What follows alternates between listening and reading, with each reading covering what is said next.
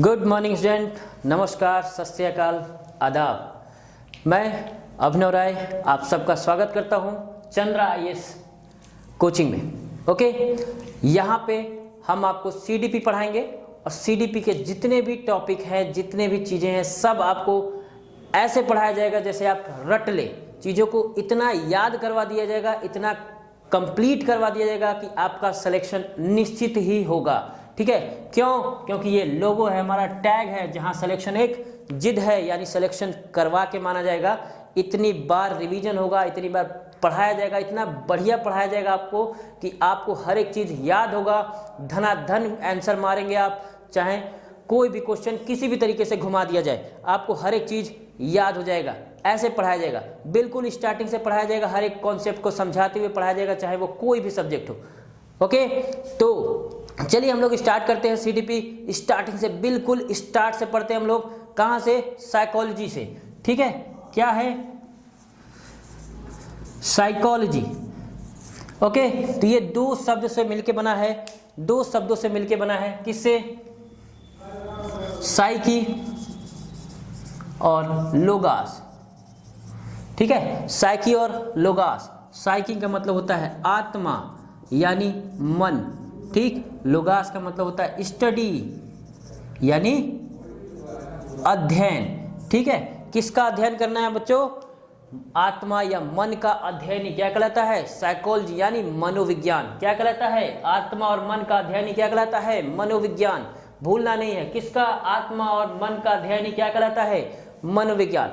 मनोविज्ञान के इंट्रोडक्शन को हम लोग 4 भाग में बांट के पढ़ेंगे। कितने भाग में? 4 भाग में बांट के पढ़ेंगे कि आखिर कैसे कैसे स्टार्टिंग हुआ, क्या हुआ, कब हुआ। ओके, तो हम लोग पढ़ते हैं कब? शुरुआत से। कहां से? प्राचीन यूनानियों से, प्राचीन काल से। ठीक, यानी जब कहा जाता था क्या साइकोलॉजी को? आत्मा का विज्ञान। का क्या कहा जाता था? आत्मा का विज्ञान। ठीक है, आत्मा का विज्ञान याद रहेगा। आत्मा का विज्ञान कब से कहा जा रहा था? 16वीं शताब्दी से। कब से? 16वीं शताब्दी से। याद रहेगा कब से? 16वीं शताब्दी से इसको कहा जा रहा था। कौन कह रहा था? अरस्तु। याद रहेगा, अरस्तु। हमारे साथ में कौन थे?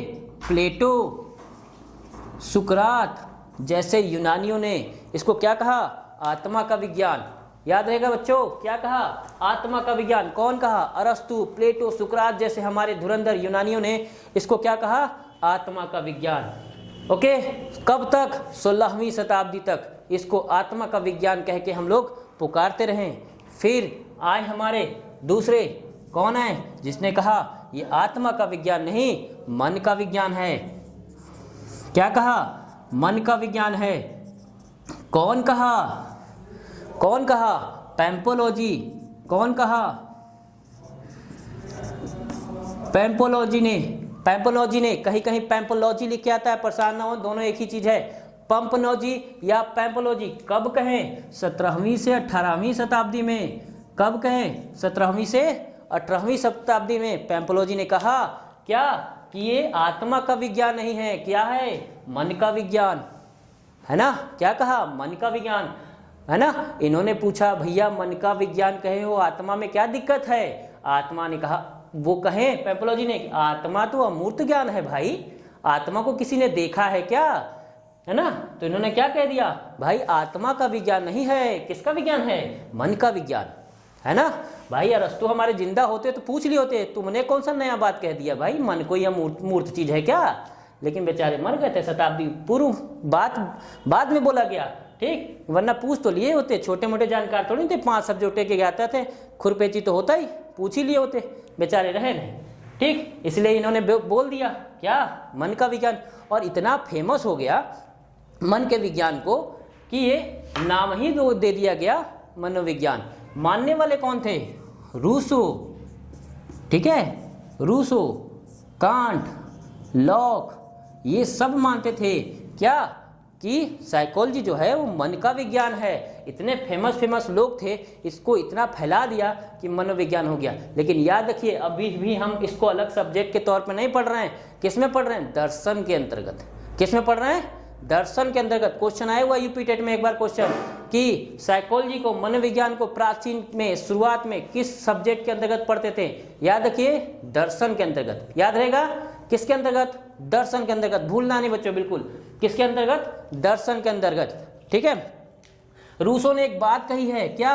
सच्ची शिक्षा वह है जो मन की उपज हो, ठीक है, सच्ची शिक्षा वह है जो मन की उपज हो, यानी मन से जब हम सीखेंगे कोई चीज वही क्या है? सच्ची शिक्षा है, वही शिक्षा है। जब हम अंदर से मोटिवेट होंगे, अंदर से प्रेरक होंगे, तब जाके हम शिक्षा ग्रहण करेंगे, वही शिक्षा क्या है? वही शिक्षा मेन है। यही चाहिए भी, मन से अब तक नहीं करेगा हम शिक्षित नहीं होंगे, यही बात, इसीलिए कहा गया क्या? मन का विज्ञान, ठीक है। कांट भी कहते हैं बहुत बढ़िया बात, क्या? कि सुंदरता जो है वो मन की उपज है, सुंदरता जो है वो मन की उपज है। भाई सुंदर हम तब लगेंगे जब हम मन से किसी चीज को सोचेंगे, प्यार करेंगे, ठीक है। आप आए हो यूपी टेट, सुपर टेट के लिए, तब तक आप सेलेक्ट नहीं होगे जब आपका मन नहीं कहेगा। मन करेगा, आप खुद ब खुद उस पर कोशिश करोगे और वो क्या होगा? आप जीतोगे, ठीक है। स्किनर कहते हैं कि अभिप्रेरक अधिगम के लिए राजमार्ग है ना। प्रेरक क्या है? अधिगम के लिए राजमार्ग है। तो राजमार्ग पे चढ़ना तो जरूरी है, और चढ़ेंगे कैसे? जब प्रेरक होंगे, जब मन आत्मा आपका कहेगा कि हमें अब क्या करना है? सुपर टेट निकालना है, नौकरी पानी है किसी भी कीमत पे, है ना। और आप हम जुड़ के क्या करेंगे? नौकरी पाएंगे, हम आपको दिलाएंगे। तो क्या करना है आपको? बस जुड़े रहना है और मैक्सिमम को आपको भेजना है, ताकि हम और भी बढ़िया से बढ़िया मोटिवेट हों और आपके लिए अच्छे से अच्छे वीडियो, पूरा क्लास समाप्त हो, आपका रिवीजन हो। चलिए, तो ये क्या था? मन का विज्ञान। 100 साल तक यही चला मन का विज्ञान, लेकिन बाद में फिर से चेंज हुआ। क्या कहा गया? चेतना का विज्ञान। क्या कहा गया? चेतना का विज्ञान। कौन कहा भाई इसको चेतना का विज्ञान? तो इसमें दो लोग आते हैं, एक है संरचनावादी और दूसरा है प्रकारवादी, ठीक है। संरचनावादी है ना, संरचनावादी कब तक चला? 18वीं से 19वीं शताब्दी तक। कब तक? 18वीं से 19वीं शताब्दी तक यही था संरचनावादी। संरचनावादी थे कौन? William Wundt. कौन थे? विलियम वुंट, ठीक, भूलिएगा नहीं इनको, बहुत ही फेमस नाम है। कौन है? विलियम वुंट, संरचनावादी। इन्होंने कहा भाई आत्मा और मन तो दोनों अमूर्त है, हम कैसे जानेंगे? अमूर्त चीज है। तो इन्होंने कहा ऐसे काम नहीं चलेगा। काम कैसे चलेगा? हम रिसर्च करेंगे। क्या करेंगे? रिसर्च करेंगे। इन्होंने रिसर्च किया, ठीक है। जर्मनी में लिपजिंग विश्वविद्यालय में इन्होंने एक प्रयोगशाला स्थापित किया। मनोविज्ञान की पहली प्रयोगशाला, बहुत बार पूछा गया है, मनोविज्ञान की पहली प्रयोगशाला कहाँ स्थापित की गई? कहाँ कहेंगे? लिपजिंग विश्वविद्यालय में। कहाँ कहेंगे? लिपजिंग विश्वविद्यालय में। याद रखिएगा, भूलना नहीं है बिल्कुल।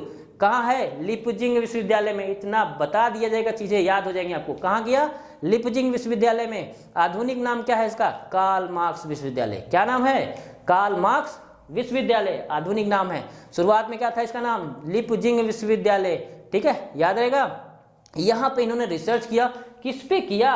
चेतना पे। किस पे किया? चेतना पे, कि भाई मन और आत्मा तो हमारा क्या है? अमूर्त ज्ञान है, ठीक है। चेतना जो है वो हमारा मूर्त चीज है, कि भाई हमारे अंदर चेतनाएं उठती हैं। चेतनाएं उठती हैं कि चलो भैया रसगुल्ला खाना है, तो हम क्या करेंगे? चेतना उठाना हमारे अंदर, तो हम गए रसगुल्ला खरीदा और खाए। ये हमारी क्या है? चेतना है। किसने कहा? विलियम वुंट ने, कि भाई देखो चेतना तो बहुत जरूरी है, ठीक, और चेतना ही हमारे लिए क्या करता है? आगे बढ़ने का कार्य निर्धारित करता है। बहुत बढ़िया बोले इन्होंने, विलियम वुंट ने प्रयोग करके बढ़ा एकदम बकायदा इसको अलग से सब्जेक्ट की कोशिश किया, पूरा का सब्जेक्ट अलग ले आए। चलो बढ़िया है, कोशिश किया। उसके बाद एक और शख्स आए, क्या नाम है?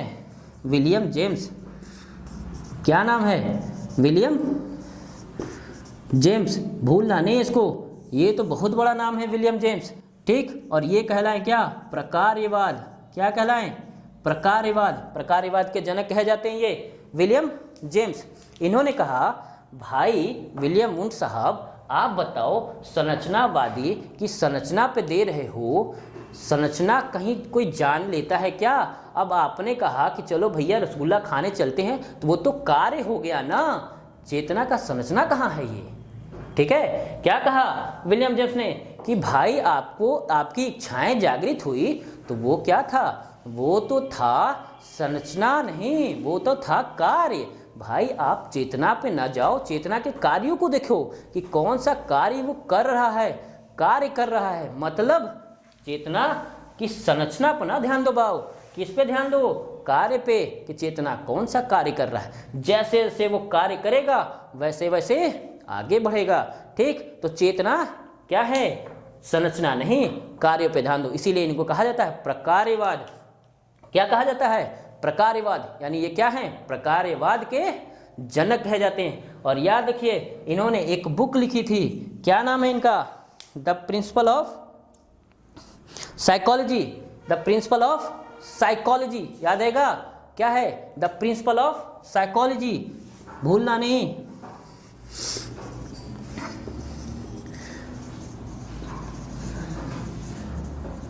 द प्रिंसिपल ऑफ साइकोलॉजी, ठीक है, द प्रिंसिपल ऑफ साइकोलॉजी। याद रहेगा क्या नाम दिया इन्होंने, द प्रिंसिपल ऑफ साइकोलॉजी। बिल्कुल भूलना नहीं इस बात को, क्योंकि यही क्या है, इसी बुक ने इनको फादर ऑफ साइकोलॉजी बना दिया। ठीक है,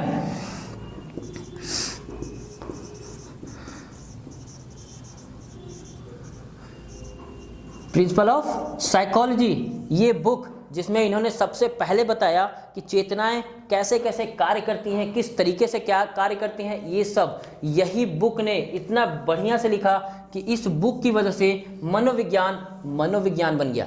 क्या बन गया, मनोविज्ञान बन गया। इसीलिए विलियम जेम्स को क्या कहा जाता है, फादर ऑफ साइकोलॉजी। ठीक है, भूलना बिल्कुल नहीं, फादर ऑफ साइकोलॉजी। क्वेश्चन आता है, बहुत पहले से भी आता है कि फादर ऑफ साइकोलॉजी किसे कहते हैं। भूलना नहीं बच्चों, किसको, विलियम जेम्स को। कहीं से भी भूलना नहीं है इस बात को, कई बार यूपी टेट में क्वेश्चन आ चुका है फादर ऑफ साइकोलॉजी। याद रखिए इसमें एक फंसाने वाला क्वेश्चन होता है, पूछ लेगा कि मनोविज्ञान के जनक किसको कहेंगे, ठीक, और उसमें विलियम जेम्स का नाम नहीं होगा, तब किसको लगाएंगे, अरस्तु को। किसको लगाएंगे, अरस्तु को। ये बिल्कुल नहीं, कंफ्यूज नहीं होना, किसको लगाएंगे, अरस्तु, क्योंकि स्टार्टिंग तो यहीं से हुआ है। ठीक है, स्टार्टिंग तो यहीं हुआ है, लेकिन अब ये क्वेश्चन कहीं बन के नहीं आता, क्योंकि विलियम जेम्स इतना फेमस हो गए हैं कि यही हैं असल में। ठीक, क्योंकि यहीं तो सब्जेक्ट अलग हुआ है, इसीलिए फादर किसको लगाएंगे, विलियम जेम्स को। ठीक, विलियम जेम्स को। तो कंफ्यूज बिल्कुल नहीं होना, अगर इनका नाम नहीं है तब जाके अरस्तु को लगाएंगे, अगर है तो किसको लगाएंगे, विलियम जेम्स को। ठीक है, ये क्या था, चेतना का विज्ञान। बाद में लास्ट में क्या आया, व्यवहार का विज्ञान। क्या आया, व्यवहार का विज्ञान। ठीक, व्यवहार का विज्ञान किसने कहा, व्यवहार का विज्ञान है, किसने, वॉटसन ने। क्या कहा, वॉटसन ने। ठीक, वॉटसन ने कहा कि मनोविज्ञान का है चेतना का विज्ञान। कब कहा, 18वीं से 19वीं शताब्दी। ठीक है, 18वीं से 19वीं शताब्दी कि भाई इन्होंने कहा कि आप चेतना की संरचना देख रहे हो, उसके कार्य देख रहे हो, आखिर क्या है, क्या कार्य तो वही है ना, हमारे व्यवहारों को देखना। व्यवहार एक मूर्त चीज है, व्यवहार कब क्या बच्चा करता है, कैसे करता है, हम इसकी गणना कर सकते हैं, इसको चेक कर सकते हैं, और चेक करके हम बता देंगे। तो इन्होंने भी क्या किया, एक स्थापना किया प्रयोगशाला का। कहाँ पे, हॉकिंस विश्वविद्यालय में। कहाँ पे किया, हॉकिंस विश्वविद्यालय में किया, और यहाँ पे व्यवहारों का अध्ययन किया। किसका अध्ययन किया, व्यवहारों का, कि हम व्यवहार एक मूर्त चीज है, व्यवहार को हम चेक कर सकते हैं, व्यवहार को हम जान सकते हैं, व्यवहार को हम परीक्षित कर सकते हैं, टेस्ट कर सकते हैं, कौन सी चीज होगी कि आपका व्यवहार चेंज हो जाएगा। और यही है मनोविज्ञान कि असल में यहीं से स्टार्ट होता है मनोविज्ञान, और यहीं से चेक करेंगे। और इनकी एक बुक है द बिहेवियरिज्म। ठीक है, व्यवहारवाद इनका बुक का नाम है, द बिहेवियरिज्म यानी व्यवहारवाद। और यहीं से मनोविज्ञान कहाँ आया, व्यवहारवाद में। ठीक है, कहाँ आया, व्यवहारवाद में। अब जो मनोविज्ञान है वो इसी आधार पे चलता है, क्या कि अब हम व्यवहारों को चेक करते हैं, व्यवहारों को परीक्षित करते हैं, टेस्ट करते हैं, उसके बाद बताते हैं कि बच्चे का मनोविश्लेषण सिद्धांत या मनो में क्या चल रहा है, कैसे चल रहा है। और मन का जब शरीर से व्यवहार करने का आ जाता है चीज़ें, वो क्या होता है, यही होता है व्यवहारवाद। आप परेशान ना हो, बिल्कुल चीज़ें एकदम कंठस्थ है। क्या है, पहला प्राचीन काल में आत्मा का विज्ञान कहा गया, दूसरा मन का विज्ञान कहा गया, तीसरा चेतना का विज्ञान कहा गया और चौथा व्यवहार का विज्ञान कहा गया। कहीं से भूलना नहीं है चारों को, ठीक है। यानी 1 बाय 1 स्टेप बाय स्टेप हम लोग क्या बढ़ रहे हैं, आगे बढ़ रहे हैं। और आगे बढ़ते बढ़ते हमने क्या कहा, एक इंट्रोडक्शन तैयार कर लिया। आज के डेट में हम क्या करते हैं, मनोविज्ञान को व्यवहारों का अध्ययन करते हैं। ओके, बात समाप्त। ठीक, ये था छोटा सा इंट्रोडक्शन किसका, साइकोलॉजी का। हम लोग कल पढ़ेंगे शिक्षण का इंट्रोडक्शन करेंगे हम लोग कि आखिर मनोवैज्ञानिक शिक्षा कहाँ से आई, कैसे आई, किस तरीके से आई। बस आपसे एक उम्मीद है, आपसे एक गुजारिश है कि आप इसको लाइक शेयर करते रहें ताकि हमारा मनोबल और आपका सिलेक्शन दोनों बनता रहे। धन्यवाद।